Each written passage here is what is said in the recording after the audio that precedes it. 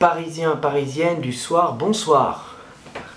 Troisième journée de Ligue 1, Brest, PSG. Bon, et pendant les 23 premières minutes de jeu, franchement, j'ai eu un petit peu peur. Parce que ça sentait le match piège. Parce que même si le PSG dominait pratiquement le match, eh ben, les Bretons étaient tous derrière. C'était un vrai mur défensif. Quelques manques de réussite et du peu de ballons, du peu d'occasions que les Bretons avaient, ça aurait pu être très dangereux. Mais bon, à la 23e minute, Herrera qui marque pour ouvrir le score, une frappe en dehors de surface, un petit peu de réussite, mais voilà, ça rentre, donc ça fait 1-0 à la 23e minute. Voilà. Ensuite, pareil, rebelote, moins d'occasions Bretons, mais plus de menaces, encore plus de menaces parisiennes, un peu de manque de réussite, mais bon, il faudra attendre la 36e minute pour que Wijnaldum ait une tentative, il frappe, c'est repoussé par un Brestois, qui c'est qui arrive à ce moment-là pour couper le ballon avec la tête, Mbappé. Donc voilà, 2-0 à la 36e minute, c'était parfait, je me suis dit bon, c'est très bien, espérons que ça continue.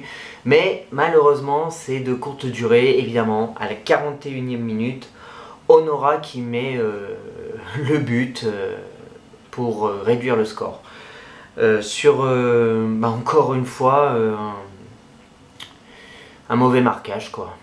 Un mauvais marquage. Il est tout seul, il récupère on lui passe le ballon, il est tout seul, personne sur lui, ce qui est inadmissible. Et puis il met le but, hein.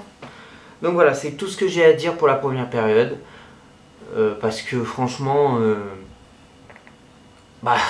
franchement, à part ça, il n'y a rien à dire, quoi. Le match en lui-même, il est coup-ci, coup-ça.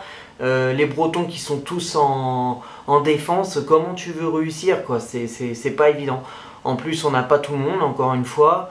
Ramos, lui évidemment, maintenant j'ai su par les réseaux sociaux qu'il était blessé. Donc déjà je trouve ça aussi un peu inadmissible qu'on prenne un joueur qui est blessé depuis déjà 6 mois. On ne sait pas quand est-ce qu'il va rejouer, à quoi ça a servi de l'avoir pris, mais bon voilà, on verra bien. J'espère franchement que quand il reviendra de blessure, il nous montrera qu'on a bien fait de le prendre. Mais pour le moment c'est mal barré.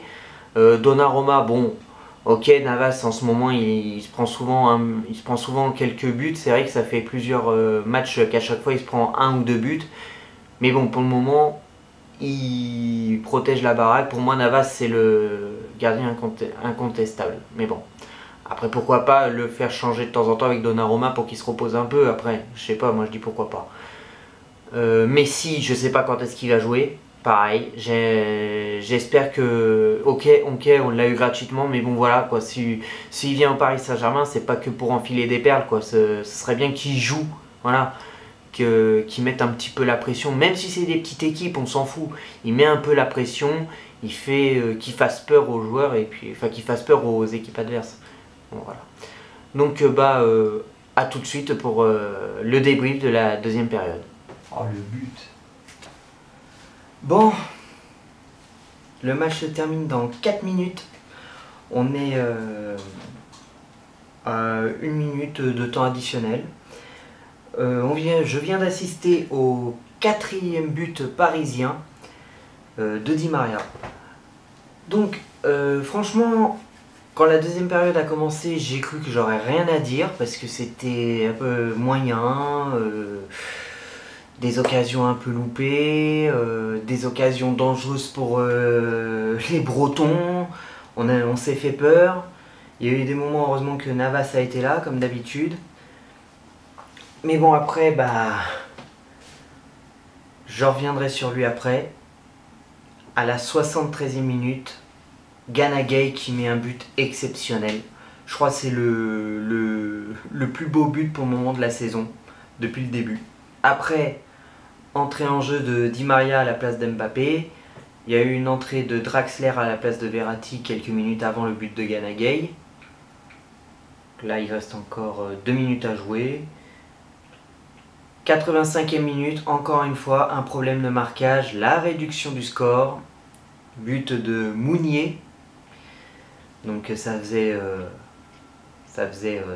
3-2, Donc c'est pas normal. Je trouve que ça commence à faire un peu trop là, ces buts encaissés là. Depuis le début de la saison là, je vais pas compter le match contre Lille du Trophée des Champions, j'ai parlé niveau championnat, niveau Ligue 1. On est quand même à 5 buts encaissés. Donc on gagne pour le moment ces 3 matchs. Mais bon, 5 buts encaissés en 3 matchs, c'est pas terrible, hein, c'est pas bon du tout hein, pour une équipe comme le PSG. Mais bon voilà, on se rassure en gagnant. Bon bah le match est quasiment fini, 4-2, c'est parfait. Donc voilà. Du coup, et puis quelques minutes après, à la 89e minute, ça part sur un contre-attaque, une contre-attaque de Di Maria. Di Maria qui remonte tout le terrain, il la passe. À qui il la passe? À qui il la passe déjà? Draxler? Ouais, je crois Draxler. Il la passe à Draxler. Draxler qui lui remet. Donc ça passe en genre de 1-2 entre Di Maria et Draxler. Di Maria qui contrôle, le gardien qui court et Di Maria qui lobe le gardien brestois. 4-2. Voilà. Donc, l'essentiel, c'est les 3 points. Et puis moi, je vais dire mes 3 points du match de ce soir. Donc, premier point, match un peu mitigé. Voilà, des moments c'était bien, des moments c'était moins bien. Voilà. Mais la victoire est là. Deuxième point, 3 victoires, 9 points. Donc provisoirement premier pour le moment. On verra en fonction des autres matchs. Et troisième point, mais tout le monde va en parler de ce but-là, de ce but exceptionnel de Gana Gueye. Mais tout le monde va en parler, que ça soit, je suis sûr et certain, même les débriefeurs comme Abou, Parisien 88, mon ami Léo, peut-être Sabri Parisien rien, ça fait un moment qu'on n'a pas vu de débrief de Sabri. C'est vrai qu'en ce moment il se fait un peu discret, peut-être, je sais pas. Mais c'est sûr que ce but-là, tout le monde va en parler, mais quel but de Gana Gueye.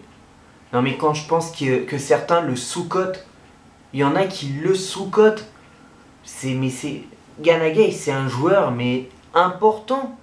Franchement, mais faut l'aligner. Il faut l'aligner ce joueur. Non mais il récupère le ballon, il est presque au milieu de terrain, quoi, quasiment au milieu de terrain, il frappe et la balle qui passe, le gardien peut rien faire, personne ne peut l'arrêter, c'est hallucinant. Pour moi, c'est le but de la saison pour le moment. Enfin, en tout cas, en Ligue 1. Donc voilà. Maintenant, rendez-vous dimanche 29. Et oui, bientôt la fin du mois déjà. Contre Reims. Je crois que c'est Reims. Je vérifie, mais je crois que c'est Reims. Je vérifie, hein, excusez-moi. Stade de Reims à 20h45, le dimanche 29 août. Espérons que cette fois ce sera sur Canal+, parce que là j'ai dû galérer pour le chercher, parce que maintenant c'est nouveau, c'est une plateforme de films, séries et tout, qui a pris la plupart des matchs de Ligue 1, et il faut payer un supplément. Donc voilà, déjà tu payes un certain prix par an ou par mois, je sais pas comment ça se passe, mais tu payes déjà un certain prix pour regarder les films ou les séries. Des fois en plus il faut que tu payes un supplément parce qu'il y a certains films et séries que tu peux pas regarder, il faut que tu payes.